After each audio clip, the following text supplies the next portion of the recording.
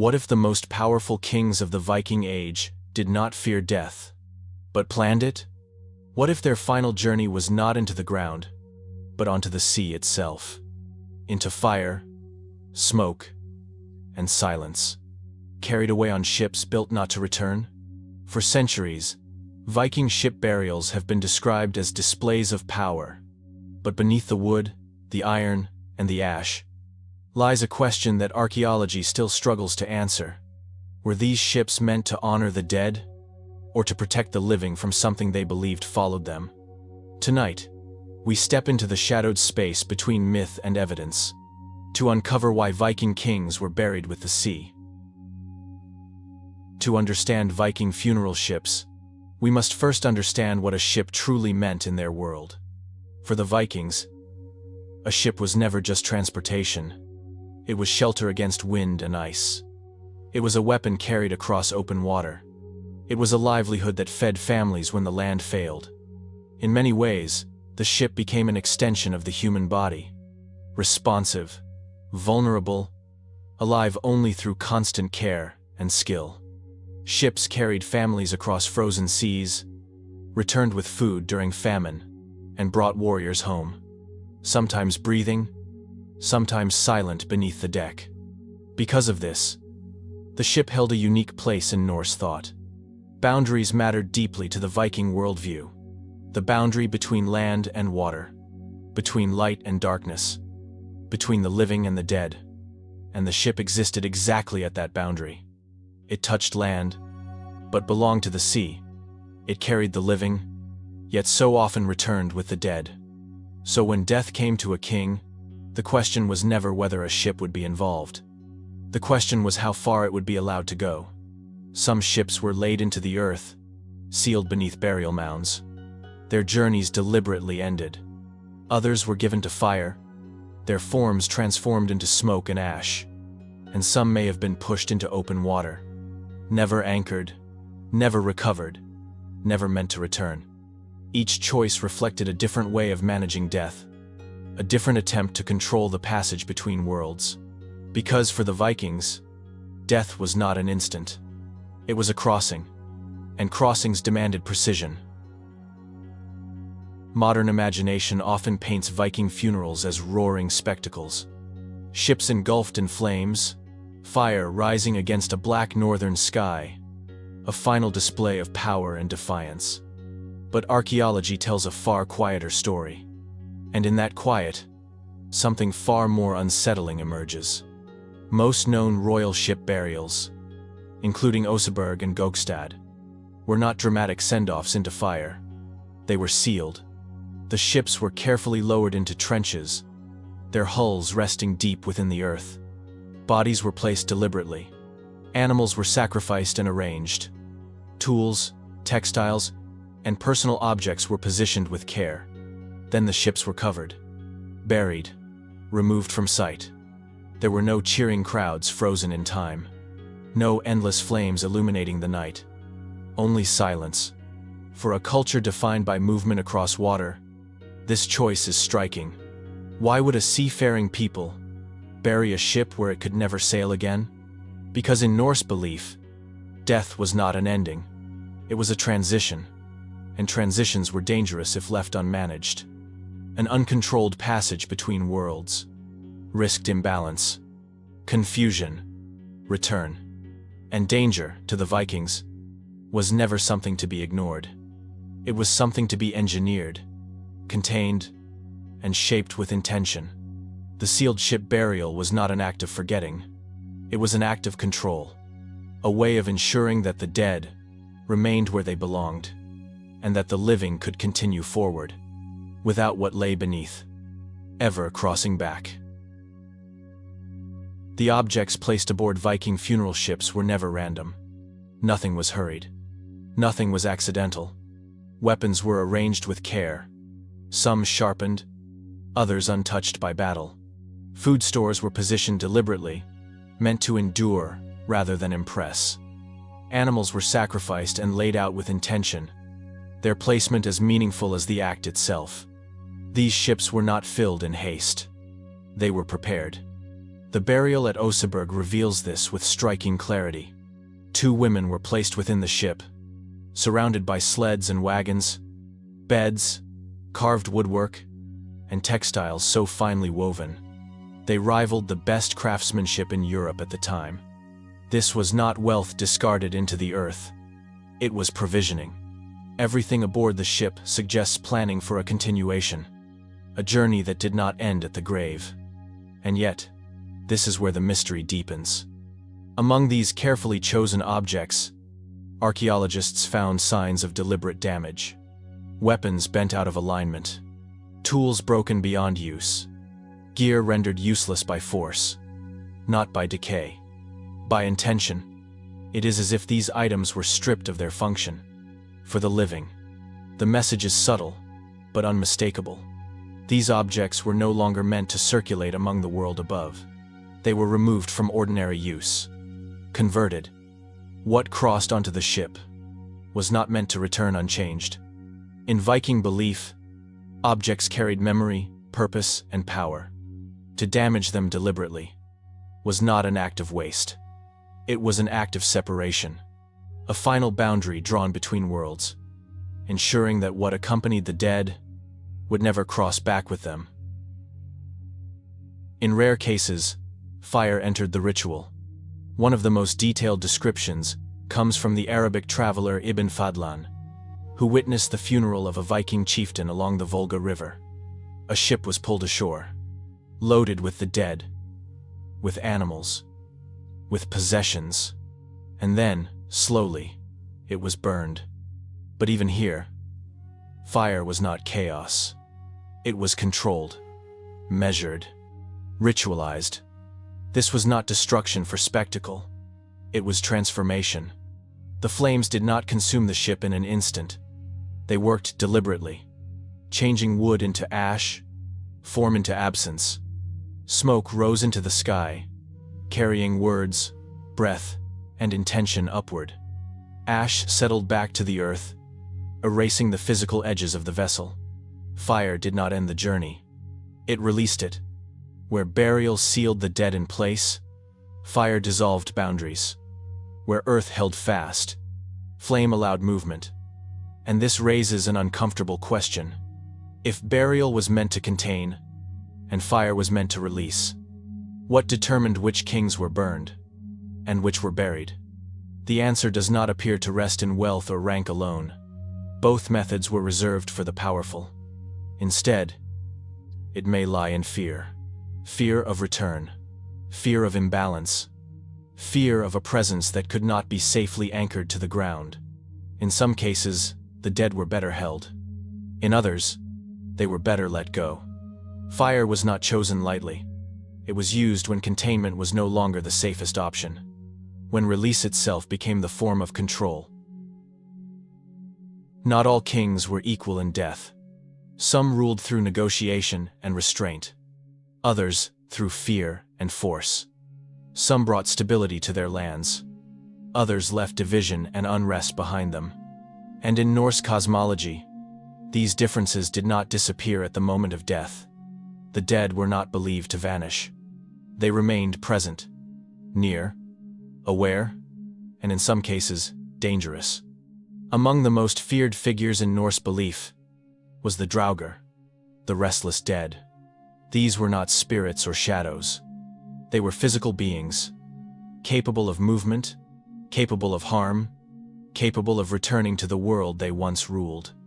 A powerful king, if improperly handled in death, was not simply remembered. He was risked.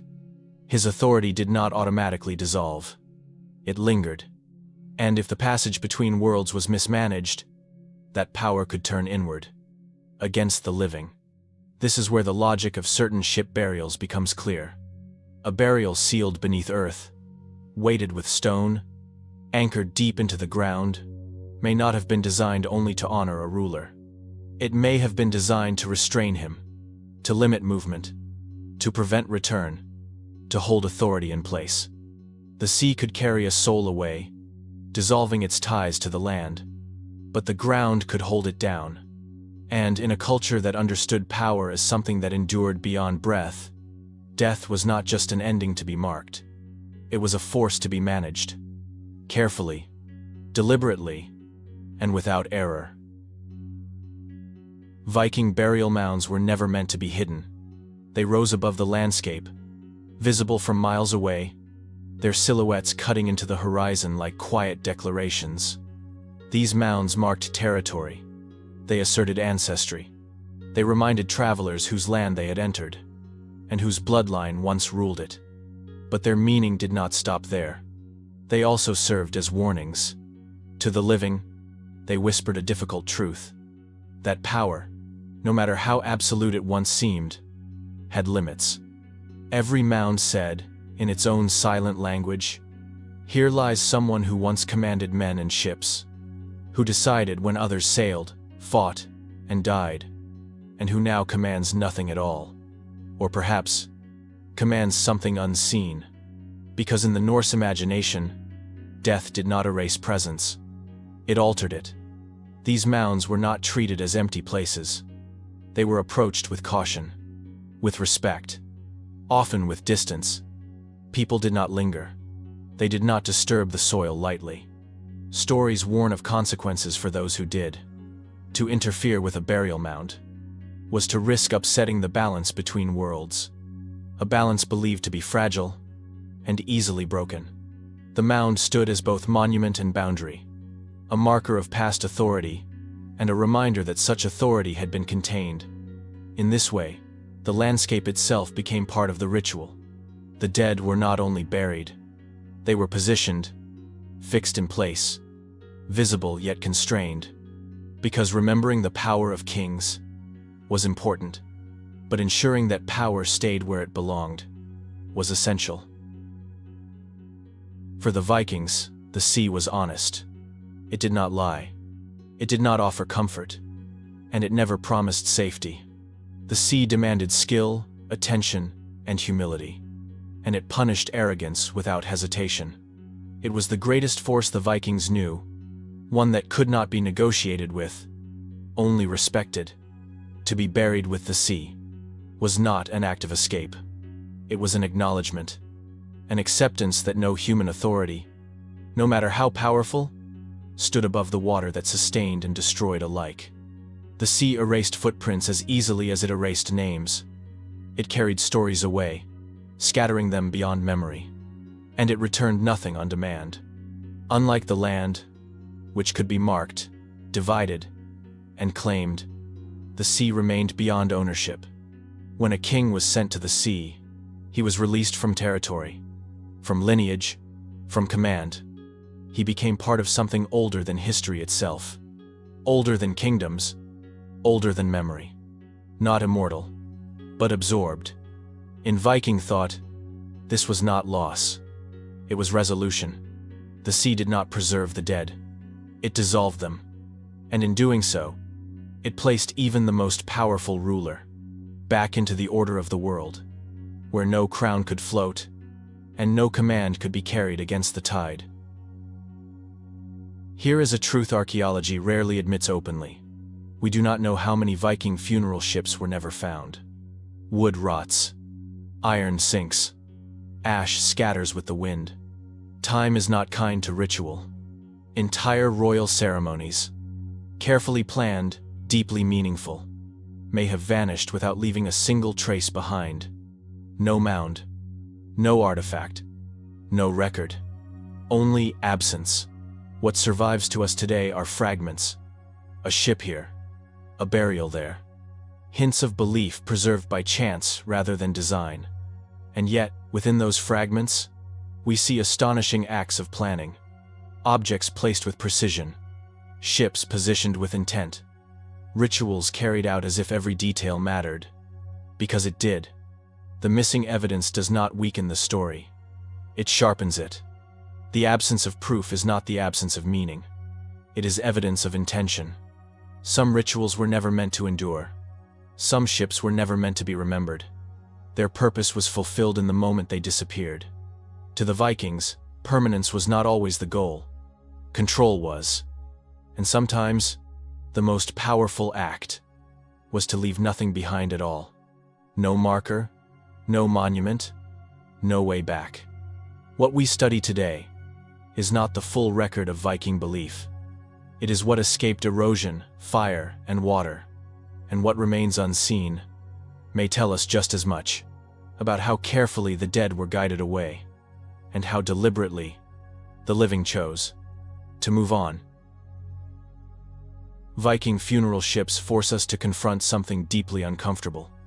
They remind us that death was once treated as a process, not a single moment, not a sudden disappearance, but a passage that unfolded over time. Endings were not left to chance. They were designed. They required planning, precision, and restraint. Not denial, not avoidance, not silence. For the Vikings, death demanded the same care as a dangerous sea crossing. Every detail mattered, because mistakes had consequences. These rituals also remind us that power, even at its height, was never believed to be absolute. Even the most feared rulers, men who commanded fleets, claimed land, and shaped lives, were ultimately entrusted to forces beyond control. The sea, the earth, fire, time. No crown could command them. No authority could override them. In a world increasingly obsessed with permanence, with preservation, legacy, and endless memory, the Vikings chose a different path. They built monuments designed to disappear, ships meant to rot, burn, or sink, rituals meant to be completed, not revisited. Their goal was not eternal visibility. It was balance, to ensure that the dead moved on and that the living were free to continue. In this way, Viking funeral ships are not relics of a brutal past. They are reminders that acknowledging limits is not weakness. It is wisdom, and that sometimes the most enduring legacy is knowing when to let go. So why were Viking kings buried with the sea? Not to glorify death, not to escape it, and not to chase immortality. They were buried with the sea, to acknowledge its power, and to place boundaries around it. In the end, the ship was not a symbol of conquest. It was an admission, an acceptance that no matter how many voyages a man survived, no matter how far his authority reached, there was a final journey that could not be commanded. The sea did not recognize crowns. The earth did not honor titles. Fire did not remember names. These forces existed long before kings, and they would remain long after them. By committing their rulers to ships, by sealing them beneath mounds, or by releasing them into flame and water, the Vikings were not celebrating power. They were limiting it. They were ensuring that what ruled in life would not rule forever. And in doing so, they created rituals not just for the dead, but for the living.